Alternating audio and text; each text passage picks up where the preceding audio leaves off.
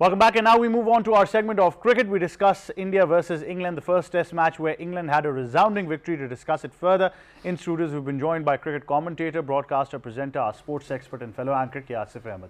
Assalamu alaikum, how are you? Walaikum assalam, I'm perfect, Ahmed, thank you. Well, what a test match to witness, and only England could have chased the target down considering their mentality. I was talking to a lot of people who were of the opinion that it might go in a draw, and I said England's not going to go for a draw. They're either going to win this test match or they won't.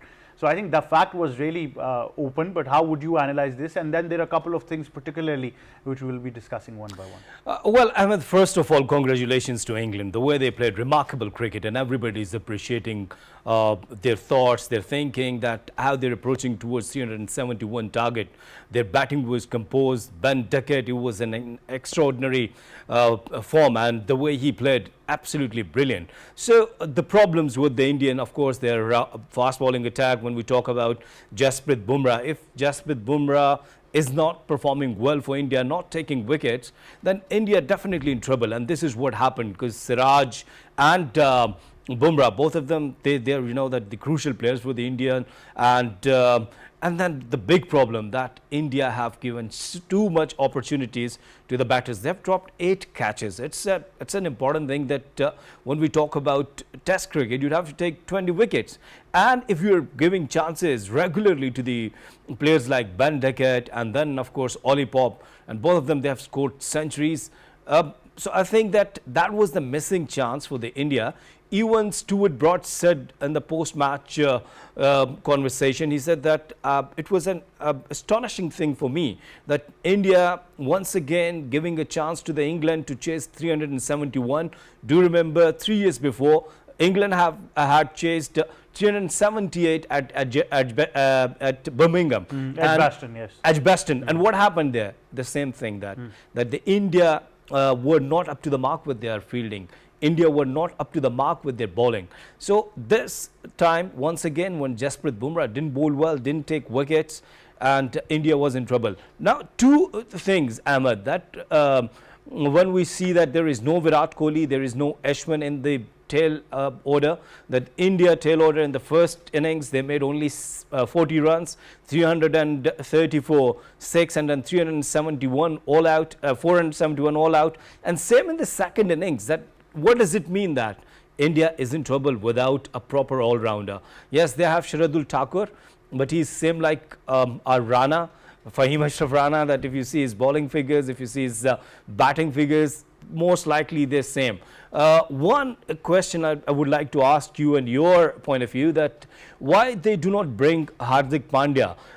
If you see his test career, he played only 11 games, but his batting average is 31, bowling average is same like Shardul Thakur, but he could be very crucial. You know that we do know him that in a white ball cricket, he is absolutely stunning with his all-round performances. But in red ball cricket, give him chance. He has an ability. Why you're bringing again Shardul Thakur?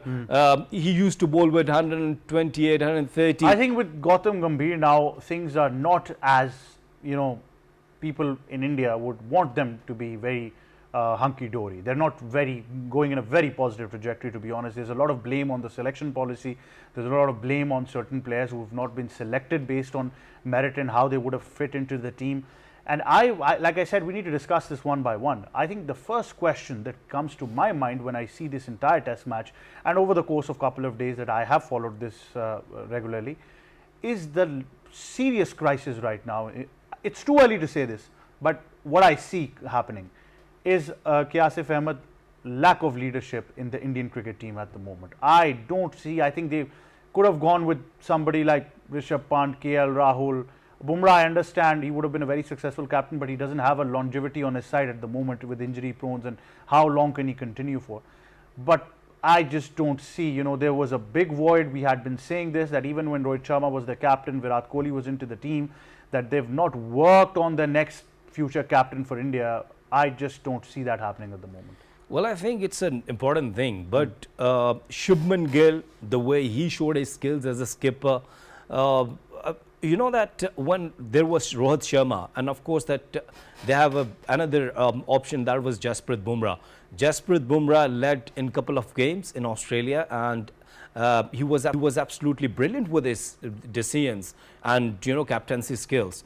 But Shubman Gill, that India will go with one thing, and they will give chance to Shubman Gill for long 2-3 years. Yeah, they invest in a long-term captain. Yes, I understand. see, I think it's a good idea. I mean, after one defeat, we cannot talk about Shubman Gill that he's not a good skipper, though the things need to be improved, like fielding 8 chances. But tactical decisions as well. When you've got a team who's chasing, more than 200 runs on the final day, you need to be tactically brilliant, to make sure that they don't aim for that. And then you realize that they're going to go for a baseball kind of attitude. I've got the opportunity of taking wickets. The fielding was horrendous. Let's be very honest. Ahmed, but see that Jasprit Bumrah and Siraj wasn't that much instrumental with the ball on the last day. But you're talking about the fast bowling. I would even say that, after Ashwin and now with Jadeja hanging in the balance, I don't see that bowling attack being potent enough to work on the World Test Championship.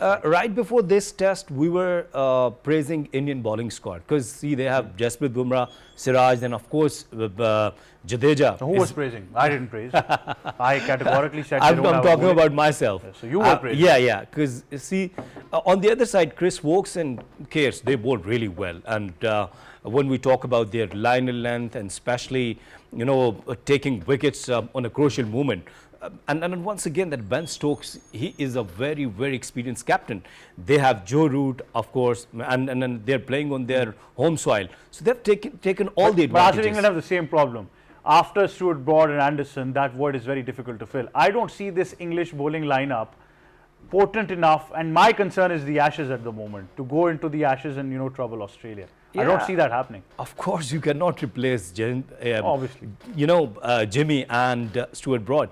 And Stuart Broad, see, the English cricket team, they're playing and they're coming up with the same baseball approach, and they're playing some attacking cricket. And when there is no Virat Kohli and no Ashwin in Indian cricket team, of course you struggle. And Ashwin, so many times he scored hundreds in the late order. The Indian late order batting was absolutely poor. And why? Because England cricket team, they have worked on that. Their homework was absolutely brilliant.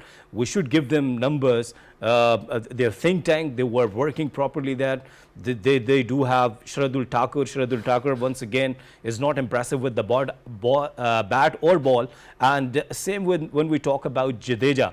Jadeja used to score 60-70 very handy in the late order with Ashwin. But when there is no Ashwin, Ravindra Jadeja, on the other hand, he is struggling because, as in the first innings, the last 6 wickets, they only made 40 runs. In the second innings, last 6 wickets made only 30 runs. So it's a big trouble. And then you have given chances, very simple chances. Talk about Rishabh Pant, though he was absolutely brilliant with the bat, but behind the stumps, question mark. And then to see Ahmed, 5 centuries, you lost the game. And you not only you lost the game, you created a history as well. So the think tank of the India, they're in hot water. They will definitely think about what's going on and how you could replace Virat Kohli and Ashwin. And as you said, the problem with the leading leadership as well. Yes, obviously, I think he needs, whenever there's a new captain, he needs sort of experience around him, to take him forward. But I don't know he's had that luxury or not. But the fact still remains that a couple of selections in this playing 11 of the squad does not make sense to me from the Indian cricket team. On a moment, you have observed that the KL Rahul took the captaincy and he was taking some decisions, some field placement, and they've taken a couple of wickets as well.